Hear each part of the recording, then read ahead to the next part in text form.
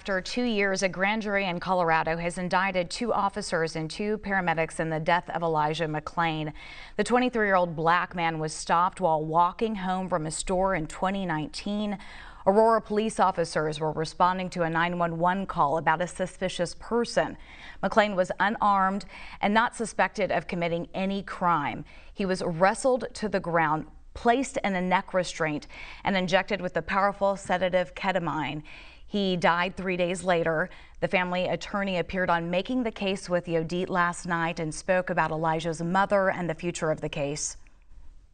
That Ms. McClain is very grateful that these charges have taken place. That's kind of been her primary goal, is to make sure that those individuals who killed her son were held accountable. Obviously, this is just kind of the announcement. It is just charges. Now it's going to be up to the jury, a real jury, to sift through all this evidence publicly, not behind closed doors, and come to the correct conclusion. And so while there's many challenges ahead, and this is only part of the battle, I do think it's one small sliver of justice, but there's still a lot more that needs to be done. And Ms. McClain will not rest until the officers and paramedics who murdered her son are behind bars. Joining us now to talk more about the case and some other big stories making headlines, we welcome Leslie Ricard Chambers, the Deputy Executive Counsel to Governor John Bel Edwards of Louisiana. She's also a former state prosecutor and trial attorney. Leslie, welcome back to BNC. Thank you for having me this morning. The officers and paramedics we know are facing manslaughter, criminally negligent homicide, and other assault charges. How unusual is it that the paramedics, in addition to the officers, have been charged? Sure. Obviously, it's definitely an unprecedented indictment. You don't often see the paramedics associated in a criminal indictment, particularly a homicide where officers are accused of using excessive force. And what's so unique about these paramedics being a part of this indictment is the amount or excessive use of the tranquilizer that they used to subdue the victim, Mr. McClain, in this case. And we know initially no charges were filed, but an independent investigation, which was paid for by the city council, found that police had no legal basis to stop McClain in the first place. So how likely is it that there will be convictions? Well, we are, again, living in unprecedented times regarding how these types of cases are handled. And I think that the George Floyd case was the first of many cases to be recorded so that swifter action can be taken against law enforcement officers who conduct themselves in this way and use this type of force, this excessive force, and also putting that on trial. Putting these officers on trial is also something that we don't normally see done here in the United States criminal courts. And so with the George Floyd case being so widely viewed on those video cameras taken by those bystanders demanding justice, and actually seeing what happened from a firsthand perspective, with this case, we've got body cam footage that was initially reviewed internally by the Aurora Police Department, and they decided initially that there was no wrongdoing by these police officers.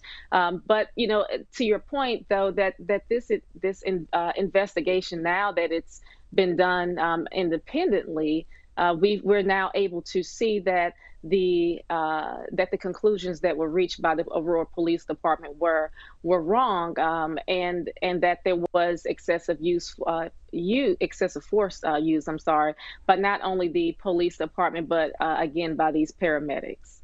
And this announcement comes after some Aurora officers were fired or even reassigned over photos of them mimicking the chokehold that was used on McClain.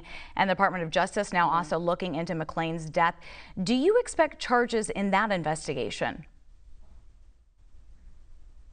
Well, I certainly do believe that it's possible. And look, these are, you're talking about officers who had a firsthand account of what happened on that scene. And if anything, I think that they stand the case of being charged as principals or accomplices in the state of Colorado. We want to talk now about another high-profile case, the racketeering and sex trafficking trial of R. Kelly. The witness testimony in this case has been graphic. In your experience as a former state prosecutor and trial attorney, what do you predict will be the outcome? I gotta tell you, these types of cases are so hard.